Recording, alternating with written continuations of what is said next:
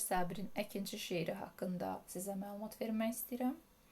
Deməli, 1907-ci ildə Molla Nəsrəddin jurnalında dərc olunub və şair ümumiyyətlə bir çox hallarda, bir çox əsərlərində, şeirlərində tipi öz dili ilə danışdırmaq, onun daxili aləmini, xarakterik xüsusiyyətlərini oxucuya daha qabarıq şəkildə çatdırmaq potensialına malikdir. Əkinçi şeiri də məhz bu qəbildəndir. Burada mülkədar obrazı var ki, o öz nitqi ilə, özünün bütün nöqsanları ilə özünü biruzə verir. Öz-özünü ifşa edir. Həmin obraz həmin dövrdə, yəni feodalizm dövründə deyək, feodal münasibətlərinin olduğu dövrdə özünü aparma tərzinə görə həmin dövrün tipik obrazıdır. Yəni digər mülkədarların, bir çox mülkədarların xarakterini, xüsusiyyətlərini daha doğrusu özündə cəmləşdirir. Və əsərdə təkcə zalımlıq tənqid olunmur, eyni zamanda haqqını, hüququnu bilməyən, tələb etməyən, daha doğrusu tələb edə bilməyən Əkinçi obrazı da qınanılır. Deməli, əsərin mövzusu zəhmətkeş kəndlinin, yəni əkinçinin, ona rəiyyətin nümayəndəsi də deyə bilərik, feodal bəy zülmü altında əzilməsi, lağa qoyulması, insan yerinə sayılmaması və eyni zamanda deməli mülkədarın əkinçiyə qarşı mərhəmətsiz davranışı, istismarçı münasibəti də satirik bir dillə ifşa olunur, göstərilir. Və əsərin yazılma səbəbi də məhz budur ki, cəmiyyətdə sosial bərabərsizliyi, ədalətsizliyi ifşa etmək, kəndlərin hansı vəziyyətdə yaşadığını göstərmək və eyni zamanda burada zəhmətkeşin məsələn görürük ki, bütün təbii fəlakətlərə baxmayaraq yenə də borclu və günahkar çıxarılması var və nəticədə də həm bunu müəllif diqqətə çatdırır, həm də dövrün ədalətsizliyini də göstərmiş olur. İkisi bir arada. Və əsərin ideyası da məhz bu tipli mülkədar obrazlarının, mülkədarların ağalığının, zalımlığının ləğv olunmasını arzulayırdı. İstəyirdi ki, əzilən təbəqə əzilməsin, məzlum olmasın, haqqını tələb etməyi bacarsın. Nə olsun ki, rütbəcə, vəzifəcə böyük idi mülkədar, buna baxmayaraq öz haqqını tələb eləməyi bacarmalıydı və bu ümumiyyətlə bu belə deyək, sosial bərabərsizlik özü də bir problemdir əslində. İnsanlıqdan uzaqdılar, məsələn, hakim təbəqənin nümayəndələri, bəyzadələr, xanzadələr, mülkədarlar və eyni zamanda bu quruluş ümumiyyətlə ədalətsizdir. Ona görə də nə üçün ədalətsizdir? Hər zaman zəiflər əzilir bu quruluşda. Və harınlamış yerli ağaların, mülkədarların xalqa zülmü ləğv olunmalıdır. Rəiyyət öz haqqını tələb etməyi bacarmalıdır.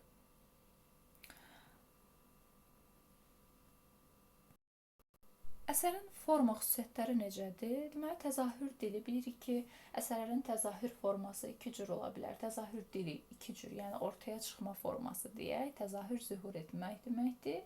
İki cür olur, nəzm və nəsrlə. Sizə testdə düşə bilər allegoriya dili, yaxud da satirik bir dil. Belə bir şeylər düzdür, uşaqlar. Məsələn, satirik dil var, allegoriya var, amma sırf təzahür dili soruşulursa, ya nəzmdir, ya da nəsrdir. Bu da təbii ki, nəzmləndir. Lirik növdədir, amma burada gördüyünüz kimi bir tərənnüm yox idi. Yəni, müsbət hisslərin ifadəsi, tərənnüm yox idi. Və əsər əruz vəznindədir. Biz bilirik ki, Mirzə Ələkbər Sabirin bütün əsərləri əruz vəznindədir və Həzəc bəhrindədir. Əkinçi sözü rədifdir, çünki həm qafiyədən sonra təkrarlanır, həm də əsərin ümumi məzmunu ilə bağlıdır və elə rədif əsasında da adlandırılıb. Həmin bu əkinçi obrazı, deyək ki, əkinçi şeiri məhz rəiyyətin pis vəziyyətdə olmasına görə yazılmış əsərlərindəndir Mirzə Ələkbər Sabirin. Kəndlərin vəziyyəti ilə bağlı yazdığı əsərlərdəndir. Və iki misra girişdə görəcəyik ayrıca ifadə olunub. Yəni ümumi tutaq ki, bir bəndə daxil deyil. Ayrıca sanki beyt kimi ifadə olunub. Beşlik şəklindədir və satirik əsərdir. Amma müxəmməs deyil. Çünki müxəmməsin qafiyə quruluşuna görə ilk bəndin bütün qafiyələri A, yəni 5 dənə A şəklində olmalıdır. Amma bunun qafiyə quruluşuna baxdıqda biz görürük ki, 3A və 2B formasındadır. Yəni müxəmməs kimi qafiyə formasına malik deyil. Lirik növdə olmasına baxmayaraq tərənnüm yoxdur dedik və satiradır əsər. Dialoqdan da istifadə olunmur. Nəzərə düşəcək ki, orada tutaq ki, əkinçi ilə mülkədarın dialoquna yer verilib, danışığına yer verilib. Bunlar təbii ki, yanlış olacaq. Orada sadəcə mülkədar danışır. Hətta kəndlinin də ona dediyi sözləri, ona gətirdiyi, onun dili ilə desək, üzürləri, bəhanələri mülkədarın dilindən öyrənmiş oluruq. İndi isə gəlin biz buna bənd-bənd baxaq, görək söhbət nədən gedir və bilirik ki, bu beyt yox, bənd şəklindədir. Əruz vəznində yazılan əsərlər də bənd şəklində ola bilər. Deyir ki, görürük ki, ilk iki misrada elə məzlumluq edib başlama fəryadə əkinçi, qoyma özünü tülkülüyə, adə əkinçi. Mülkədar əkinçinin deməli hərəkətlərini məzlumluq etməsi, yəni yalançılıq kimi qələmə verir ki, yalandan məzlumluq eləyir, yazıq göstərir özünü və yaxud tülkülük eləyir bundan, özünü yazıq göstərərək sanki tülkülük eləyir, yəni hiləgərlik eləyir demək istəyir. Və onun məzlum hərəkətləri mülkədara yalan, hiylə kimi görünür. Sonra deyir ki, bir üzrlə hər gündə gəlib durma qapımda. Əziz şagirdlər, buradakı üzrlə sözü bəhanə ilə mənasında işlənir. Yəni gündə bir bəhanə ilə onun gətirdiyi əsasları bəhanə hesab eləyir. Mülkədar, yalvarma mənə, boynunu kəc, yəni əyri vurma. Axı yazıq görkəmi alan insanlar, yaxud yazıq görünən insanlar adətən necə olur? Boynu pükük olur. Bu da yazıq həqiqətən də, yəni yalançı deyildi də, yalandan eləmirdi bunu, yalandan gəlib onun qarşısında, qapısında boynunu əyməmişdi. Həqiqətən də məzlum bir vəziyyətdə idi əkinçi. Gah başına, gah döşünə vurma qapını, yəni fəğan eləmə mənim qapımda. Və eyni zamanda deyir ki, ləğv olma, yəni burada ləğv olma, boşboğaz olma mənasında işlənir əziz şagirdlər. Boşboğaz deməkdir ləğv sözünün bir mənası. Orada ləğv etmək mənasında deyil. Yəni birdən düşünərsiniz ki, o mənada da ləğv etmək feili deyil. Burada ləğv boşboğaz mənasında ifadə olunur. Və mülkədar həm də ona nə tapşırır? Ədəbli olmağı deyir, ədəb gözlə bu məvadə əkinçi və eyni zamanda lal ol deyir, yəni danışma, sus. Çünki həmin bu əkinçinin vəziyyəti, ağır vəziyyəti mülkədarın heç də vecinə deyil. Və bu əkinçi də həm də eyni bu bənddə əkinçilərin ümumiləşmiş bir obrazıdır. Nə üçün? Görürsünüz, əkinçilər hansı vəziyyətdə yaşayırsa, nə vəziyyətə düşüblərsə, mülkədar onu bəyənmir və deyir ki, sən məzlumluq eləyirsən, tülkülük eləyirsən, boş-boş danışırsan. Və eyni zamanda onun, indi biz bundan sonraki bəndlərdə xarici görkəminin təsvirini görəcəyik, onun yaşayış tərzini görəcəyik ki, bunların hamısı məhz əkinçilərin vəziyyətinin təsviridir. Hamısı da mülkədarın dili ilə təsvir olunur. Daha sonra deyir ki, fəryada başlama və bütün bu hərəkətlər əslində, yəni əkinçinin bu hərəkətlər mülkədarı qəzəbləndirmişdi və mülkədara görə əkinçinin vəziyyəti elə belə də olmalıdır. Növbəti bəndə baxaq. Xoş keçmədi il çöllüyə, dehqanə nə borcum. Yağmadı yağış, bitmədi bir danə, nə borcum? Əsti qara yel çəltiyə bostanı, nə borcum? Getdi mənə nə fəhləliyin formasında ifadə olunub badə əkinçi, lağ-lağ danışıb başlama fəryadə əkinçi. Biz burada da görürük ki, deməli il yaxşı keçməyib, hansı ki əkin ili deyək. Həmin bu ilin yaxşı keçməməsi də məhsulun olmamasına səbəb olur da. Məsələn, bir neçə təbiət hadisəsinin adı çəkilib burada. Tutaq ki, çöllük deyəndə təbii ki, burada tarlanı, əkinçinin çalışdığı sahəni nəzərdə tutur. Dehqan da yenə əkinçiyə deyilir, əkinçilərə deyilir, dehqanlar. Yəqin ki, tarixdən bununla bağlı məlumatınız var. Xoş keçmədi il çöllüyə dehqanə, nə borcum? Yağmadı yağış, bitmədi bir danə, nə borcum? Yağış yağmayanda təbii ki, quraqlıq olacaq. Nəticədə də nə olur? Taxıl bitmir. Və bu da deyir ki, yağış yağmayıb, taxıl bitməyib, bir dənə taxıl bitməyib. Əgər qara yel bostana çəltiyə əsibsə, burada qara yel məcazi mənadadır. Epitetdən istifadə eləyib, qara yel çəltiyə və bostana əsibsə, testə düşə bilər ki, məsələn, qara yel çöllüyə əsib. Yox, bu yanlış olar və yaxud yağış yağmadı, bitmədi bir danə, nə borcum, tərsinə nəsə yaza bilərlər. Onda diqqətli olaq. Getdi mənə nə fəhləliyin badə əkinçi. Yəni bu qədər əziyyətin boşa gedibsə, fəhləliyin, yəni elədiyin fəhləlik, çalışqanlığın, zəhmətin də boşuna gedibsə, bundan mənə nə? Yəni mənim nə borcuma? Lağ-lağ danışıb başlama fəryadə əkinçi. Yəni boş-boş danışıb lağ-lağ danışmaq, boş-boş danışmaqdır yenə. Lağ-lağ sözləri görürsüz, yəqin ki, kökdaş olduğunu hiss elədiniz. Deyir ki, sənin fəhləliyin bada gedibsə, onda bundan mənə nə? Mənə heç bir dəxli yoxdur. Əkinçinin sözlərində lağlağı danışıq hesab edir. Deməli, burada bir neçə təbiət hadisəsinin adı çəkildi. Quraqlıq dolayı yolla, məsələn, adı çəkilməsə belə, yağmadı yağış, yağış yağmırsa təbii ki, quraqlıq olur və məhsul da bitmir. İl də yaxşı keçməyib, çöllüyə deməli yaxşı olmayıb il. Çünki fəlakətlər olur da. Bunları təbii fəlakət hesab etmək olar. Qara yel çəltiyə bostana əsib və nəticədə də əkinçinin zəhməti boşuna gedib. Bunların hər biri tutaq ki, təbii fəlakətlər hesab oluna bilər. Testə düşsə nəzərinizdə olsun. Və burada da hansı təsvir və ifadə vasitələrindən istifadə? Məsələn, epiteti dedim və bir çox misralarda görürük ki, inversiyadan istifadə olunub. Bəs digər bənddə nədən danışır görək bizim mülkədarımız? Aldı dolu əldən sərü samanını neynim? Yayın ki, çərtkə gedib bostanını neynim? Verdin keçən il borcuna yorğanını neynim? Ol indi palaz olmalıydı, palaz satmağa amadə əkinçi. Lal ol, abalan, başlama fəryadə əkinçi.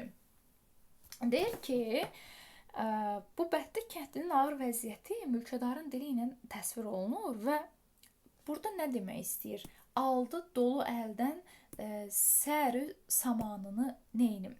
Yəni, uşaqlar, bu sərü saman əslində nizam, intizam mənasında işlənir.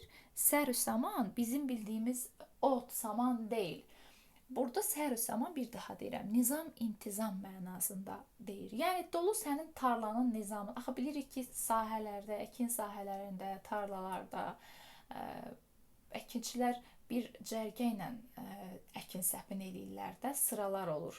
Tutaq ki, kartofun olsun, buğdanın olsun, hamısı cərgə ilə əkilir, sıra ilə da bitir. Deyir ki, o cərgəni, yəni o sıranı, o nizam intizamı deyək, dolu pozur, dolu yağanda nə günə düşər? Məhv olar əkin. Deyir, həmin o nizam intizamı dolu əlindən alıbsa, görürsünüz, yenə təbii fəlakətin adı çəkilir. Elə bir bənddə yox, artıq növbəti bənddə də təbii fəlakətdən danışılır. Dolu əlindən alıbsa, neyniyim?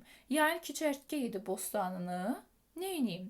Hətta təbii fəlakətlər oyana dursun. Məsələn, həşəratların hücumunu da göstərir ki, çərtkə bostanını yeyir. Deməli, bostana, çöllüyə bostana, bostanın artıq ikinci dəfə adı çəkilir. Çərtkə yeyibsə bostanını, dolu sən nizam intizamını, yəni tarlanın nizam intizamını alıb aparıbsa, bundan mənə nə? Keçən il yorğanını vermisənsə borc olaraq. Yəni yorğanını əgər keçən il veribsə, məntiqlə düşündükdə, əziz şagirdlər, keçən ildə nəsə borclu qalıb buna, özünə heç nə çatmayıb, yazıq əkinçinin. Keçən ildə çox güman ki, məhsul yaxşı olmayıb, nəticədə də o yorğanını verməli olub və yaxud o qədər bu məhsul vergisinin deyək, faizini özünə çox götürür ki, hissəsini o qədər özünə çox götürür ki, mülkədar. Nəticədə kəndli ona borclu qalır. Nəinki kəndlinin məsələn özünü dolanmağa köməyi olsun o məhsulun. Heç cür olmur. Nəticədə də bu deyir ki, keçən il yorğanını vermisən, indi də palaz satmağa amadə ol, çalış ki, indi palazını satasan.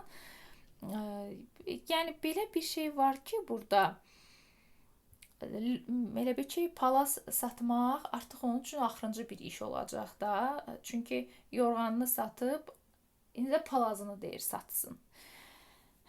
Və kəndlinin biz burada yenə vəziyyətinin çətin olduğunu görürük və yenə sonda da deyir ki, lal ola balam, başlama fəryadı əkinçi, fəryad eləmə.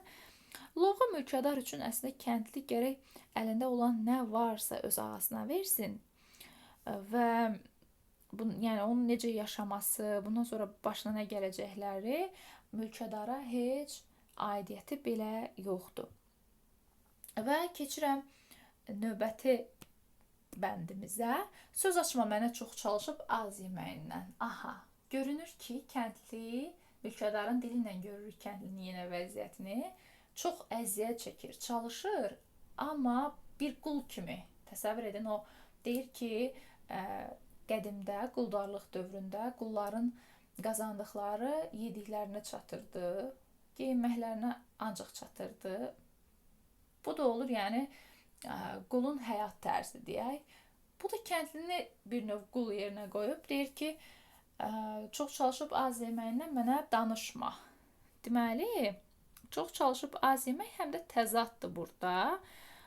Mülkədarın hökmü və məzlum əkinçinin haqqını tələb edə bilməməsi burada əslində ziddiyyət təşkil eləyir və deyir canın bə cəhənnəm ki, ölürsən deməklə. Yəni belə çıxır ki, kəndli deyir ki, mən ölürəm də, acından ölürəm, əziyyət çəkirəm, ölürəm o mənada.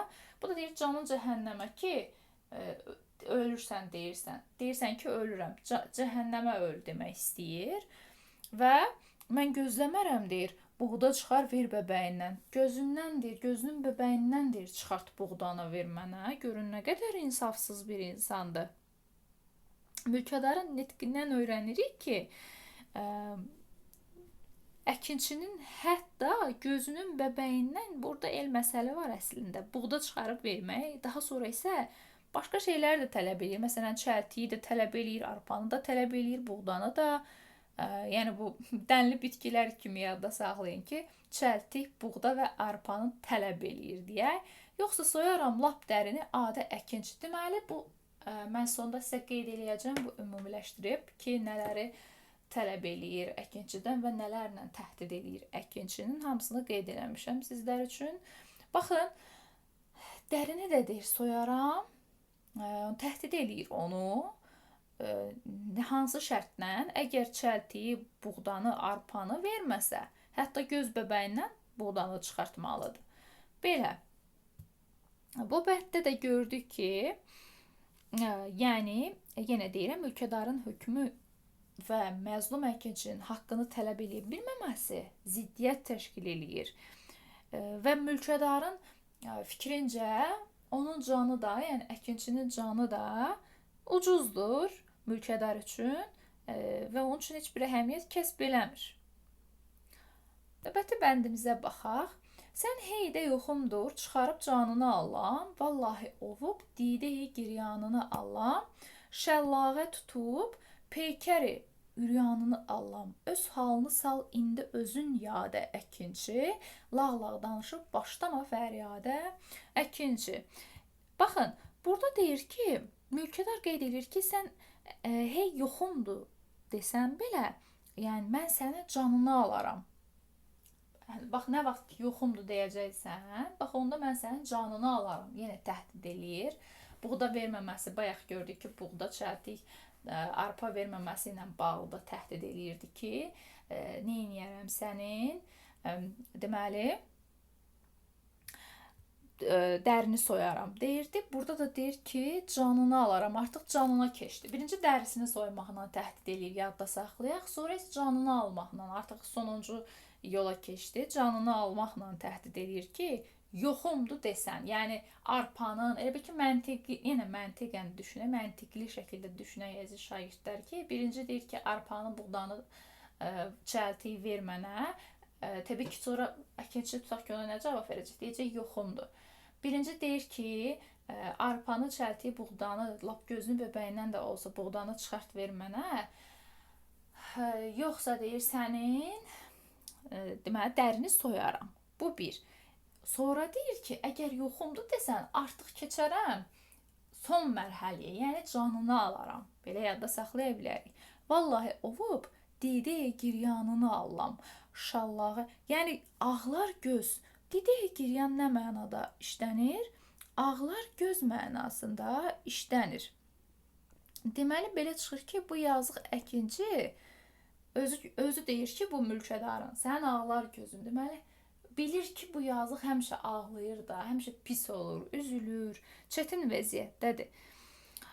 Və sonra deyir ki, paltarsız lüt canlı şallığa tutub alaram. Peykər, üryan nə deməkdir? Üryan bilirsiniz, lüt olana deyilir. Peykər isə paltar, yəni paltarsız mənasında, paltarsız canını, lüt canını almağa deməli təhdid eləyir, eyni zamanda şallağa tutub almaqla təhdid eləyir. Yəni deyir ki, elə belə də canını almaram. Yəni şallaqlayıb alaram canını, şallaqla alar canını. Öz halını sal indi. Yəni deyir ki, gözün qabağına gətir bu vəziyyətləri ki, sən bu vəziyyətlərə düşəcəksən. Öz halını sal indi özün yadə əkinçi. Lağlaq danışıb başlama fəryadə əkinçi. Öz halını yadına sal və boş-boş danışıb fəryad eləmə.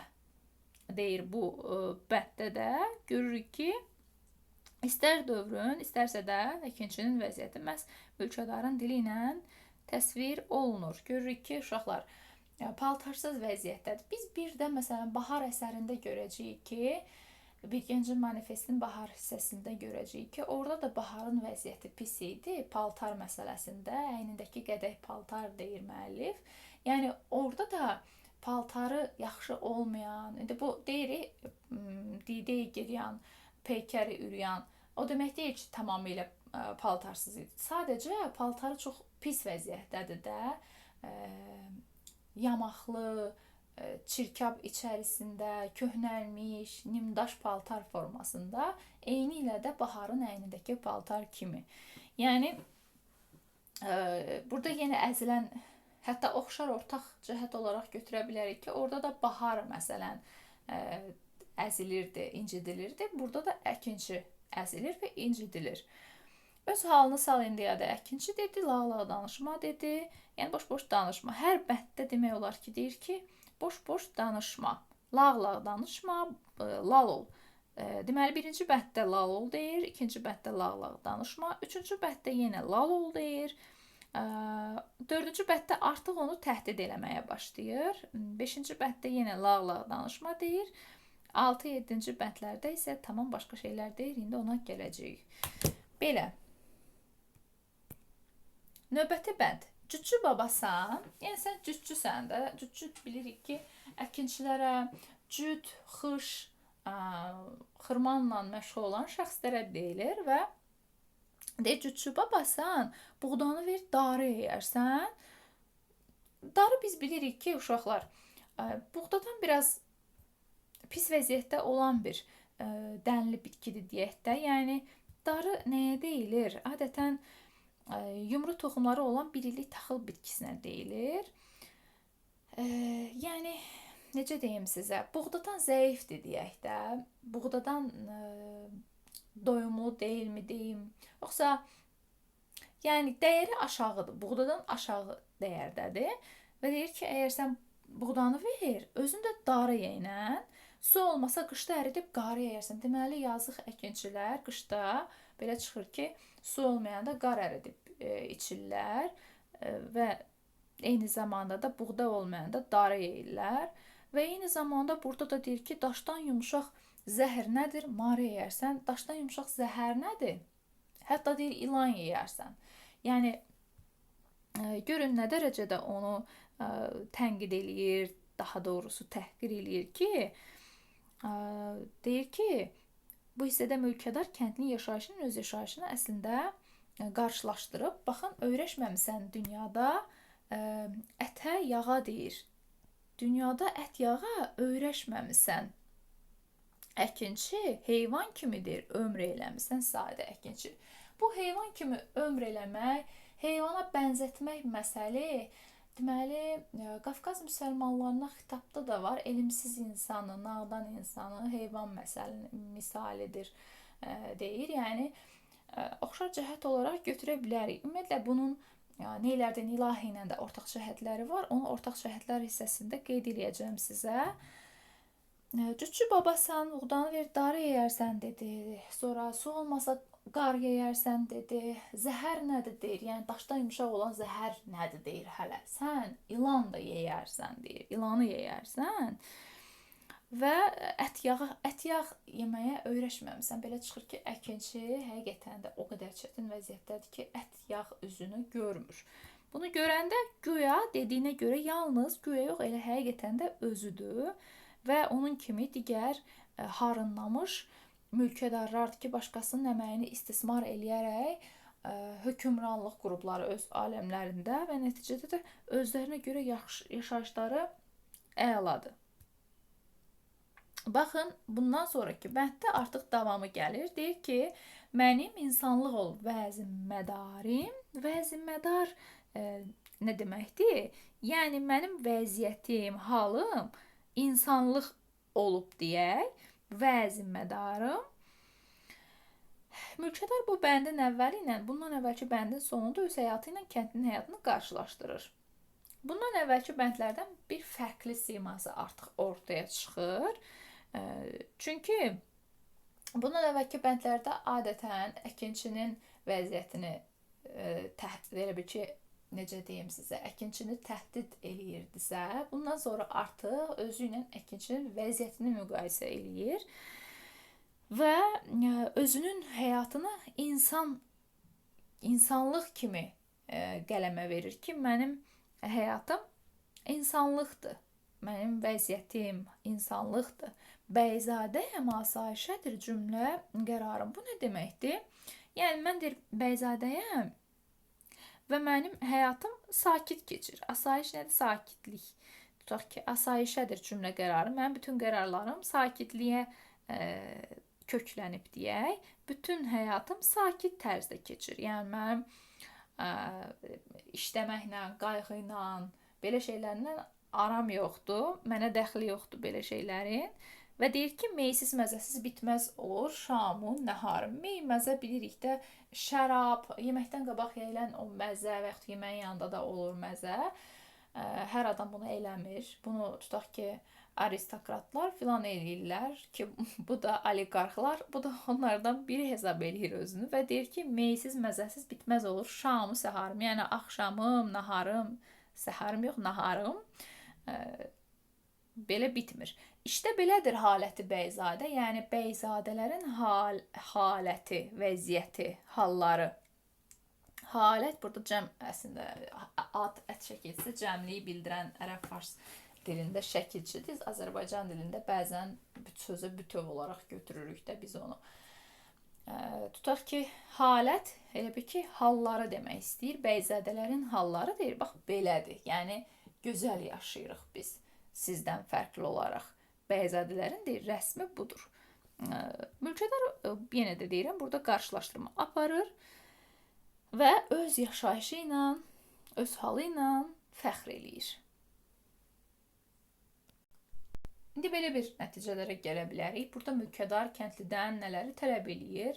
Tülkülük və yazıqlıq etməməyi, boynunu əyri tutub yalvarmamağı, bəhanə ilə hər gün, yəni üzrlə, bəhanə ilə dediyi olur, qapını kəsdirməməyi, gah başına, gah sinəsinə vurmamağı, ədəb gözləməyini, lal olmağını, boş-boş danışmamağı, palaz satmağı, çox çalışıb az yeməyindən danışmamağı, çəltik, arpa, buğda verməsini tələb edir.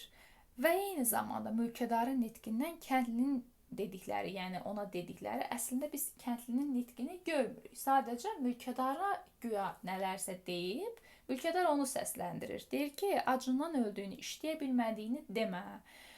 İlin çöllüyə, dehqana yaxşı keçmədiyini demə. Dolunun tarlanın nizamını pozmasını demə.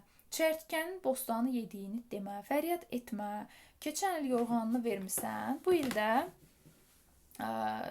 yəni palazını deyir sat ver. Çox çalışıb az yeməyini bunu dedik və yoxumdur dediyini biz öyrənmiş oluruq. Kənddə deyir mənim yoxumdur da, yəni belə bir şey. O da deyir onu desən mən sənin canını alaram. Əkinçini təhdid edir dərsini soymaqla, canını almaqla, gözünü ovmaqla və eyni zamanda çılpaq canını şallığa tutmaqla. Bəs ortaq cəhətlər nələrdir əziz şagirdlər? Məsələn, biz bayaq dediyim kimi kəndli feodal münasibəti Gələcək Gün əsərində də var əslində. Orada biz bilirik ki, Musa kişinin məsələn taxıl dəcini pozması ilə günahlandırırlar və onlara yeni taxıl vergisini elan edirlər. Çox hissəsini mülkədarlar özləri götürmək istəyir. Qalan az bir hissəsini isə demək olar ki, yox dərəcəsində kəndlərə vermək istəyirdilər.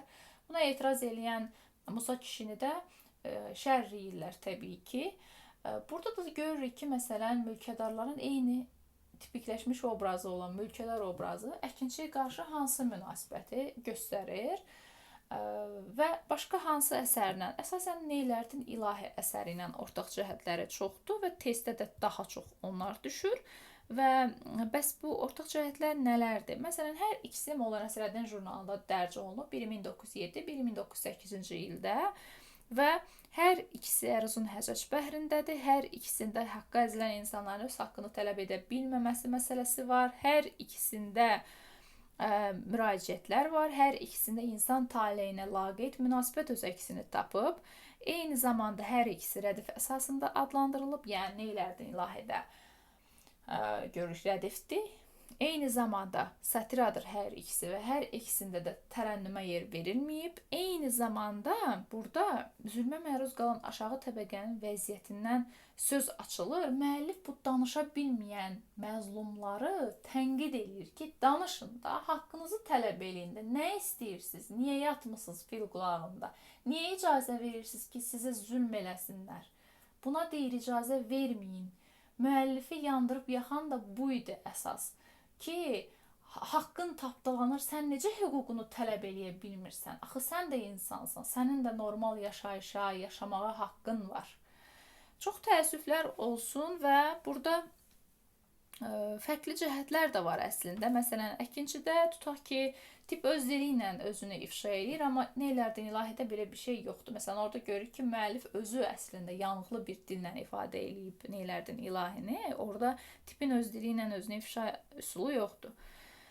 Və eyni zamanda əkinçi əsərində sadəcə bir təbəqə var. Feodal, kəndli təbəqəsi münasibəti var. Amma Neylərdin İlahi biraz bəşəridir. Orada müxtəlif təbəqələr var. Məsələn, orada din adamlarına da toxunur. Orada ovçulara da toxunur. Orada bu əkinçilərə də toxunur.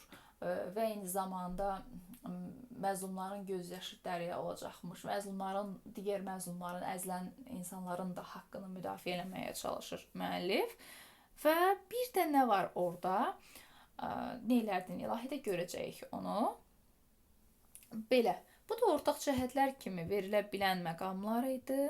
Və Bahar haqqında da dedim mən sizə. Bir də nələr var idi əziz şagirdlər? Məsələn, Qurbanəli bəydə də biz mülkədar Qurbanəli bəyin özündən vəzifə baxımından aşağı olan insanlara münasibətini görürük. Orada Kərbalaya münasibəti, Kəblə Qasıma münasibəti var və eyni zamanda da işçilərinə münasibəti, Gülpəriyə, həyat yoldaşına hətta münasibəti çox kobud idi və burada da biz əkinçiyə qarşı mülkədarın kobud münasibətini görürük. Və bir də elə deyəcəklərim bu qədər, yəni ortaq cəhətlər haqqında bu qədər. Növbəti hissəyə keçmək istəyirəm, sual-cavab hissəsinə. Əsərin ideyası nədir? Bildik ki, hakim təbəqənin insanlıqdan uzaq olduğunu, zəhmətkeşin isə hüquqsuz və çarəsiz vəziyyətdə salındığını ifşa etməkdir və belə harınlamış insanların ağalığının ləğv olunmasını istəyirdi müəllif və yazılma səbəbi də 20-ci əsrin əvvəlində kəndlərin ağır sosial vəziyyəti, bu bəy kəndli münasibətlərindəki ədalətsizliyi tənqid etmək məqsədi ilə yazılıb. Və ictimai problem də sosial təbəqələşmə, istismar, yoxsulluq və mənəvi aşınma problemidir. Baş qəhrəmanlar əkinçi və mülkədar obrazlarıdır ki, əkinçi zəhmətkeş hüquqsuz kəndlidir, mülkədar isə zalım, laqeyd və istismarçı hakim təbəqə nümayəndəsidir.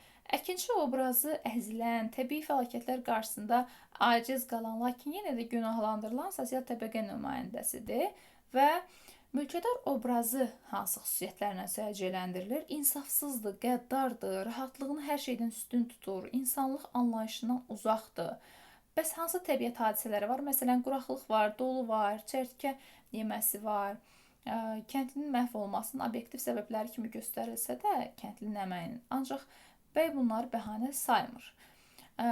Əsərin, daha doğrusu bəhanə sayır, bu hər bir şey deyək də, fəlakətləri də, onun gəlib üzrlə, bəhanələrlə sanki onun qapısını kəsdirməyini iddia edir və əsərin dili də xalq danışıq dilinə yaxındır. Çünki xalqın dilinə yaxın yazırdı ki, Mirzə Ələkbər Sabir, bəlkə onu başa düşələr.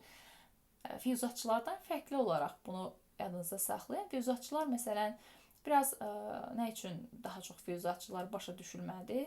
Türk dilinə yaxınlıq olduğu üçün, kübar dildə, xalqın dilindən uzaq olduğu üçün xalq füyuzatı yox, daha çox Molla Nəsrəddinçiləri qəbul edilər. Çünki onlar xalqın dilinə daha yaxın idilər. Burada istehzalar var həm də və ideya bədii əhəmiyyəti isə Azərbaycan realist satirik poeziyasının ən parlaq nümunələrindən biridir bu. Cəmiyyətdə sosial şuurun formalaşmasına xidmət eləyir və bilirik ki, tənqidi realizm dövründə yazılıb bu əsər və həmin cərəyana aiddir. Və müasir dövrdə də bəzi xüsusiyyətləri səsləşir. Məsələn, ədalətsizliyə, istismara və sosial laqeydliyə hələ də biz rast gələ bilirik və buna qarşı etiraz ideyasını bugün də aktual hesab etmək olar və mən arzulayıram ki, bu aktuallıq da itirsin öz aktuallığını, itirsin bu kimi şeylər, amma çox təəssüf ki, itirmir, hələ də belə şeylər var. Və gəlin toplunun testlərindən, 2025 toplu testlərindən görək hansı suallar var əkinçiyə dair. Kəndlərin həyatı vəziyyəti necə idi? Deməli, çox çalışıb az yeyirdilər. Bəli, bunu bayaq da biz mülkədarın dilində gördük ki, çox deyir danışma, çox çalışıb az yeməyindən çəkdikləri əziyyətin qarşılığını ala bilirdilər. Baxın, axıra kimi oxumaq lazımdır. Testdə bilmirdilər olmalıydı. Günləri ah-nalə fəryadla keçirdi. Bəli, məsələn, biz onun la danışıb başlama fəryadı əkinçi dilindən görürük ki, hər bənddə demək olar ki, bu onun fəryadlıdır hər günü. 3 də olacaq, amansızca istismar olunurdu. Bəli, yəni əməyindən istifadə edirdilər. İstismar olunmaq o deməkdir, işlətmək, əməyindən istifadə etmək. 4 də olacaq. Y variantı görünür. Kəndlinin insanlıq adına layiq olduğunu Bəyzadənin dilindən verilir. Xeyr, Bəyzadənin özünün insanlıq adına layiq olduğu deyilir. Belə. Növbəti testimizə baxaq. Əkinçi şeirində mülkədarı qəzəbləndirən əkinçilərin buğdanın çox hissəsini özlərinə götürməsi. Yazıq canlar, hardan götürürdülər? Xeyr, əkinçilərin lazım olandan az işləməsi. Xeyr, çox işləyirdilər, az yeyirdilər. Əkinçilərin mülkədar torpaqlarını zəbt etməsi. Xeyr, nə zəbt etmək? Onlar o torpaqları demək olar ki, onlara icarəyə verirdilər. Əkinçilərin borcunu qaytara bilməməsi və ah-nalə etməsi. Bəli, bu olacaq. Əkinçilərin mülkədara cavab qaytarması. Xeyr, heç cavab qaytara bilir ki, yazıq. Boynu bükük qalıb elə yazıq vəziyyətində. Növbəti testə baxaq. İkinci şeirinə gözəl düşüb, mülkədarın kəndlinin fərqli məişəti, həyat tərzi hansı misralarda öz əksini tapıb. Kəndlidən aldı dolu xeyir, cütçü babasan buğdanı ver, su olmasa qışda qar yeyərsən. Onsuz da bu əkinçinin vəziyyəti idi. Biz bəyzadənin vəziyyətini bilməliyik. Söz açma mənə çox çalışıb az yeməyindən, canın cəhənnəm yenə onun əkinçinin vəziyyətidir. Sənə də yoxumdur, yenə əkinçinin vəziyyətidir. Bəyzadəyəm asayişədir.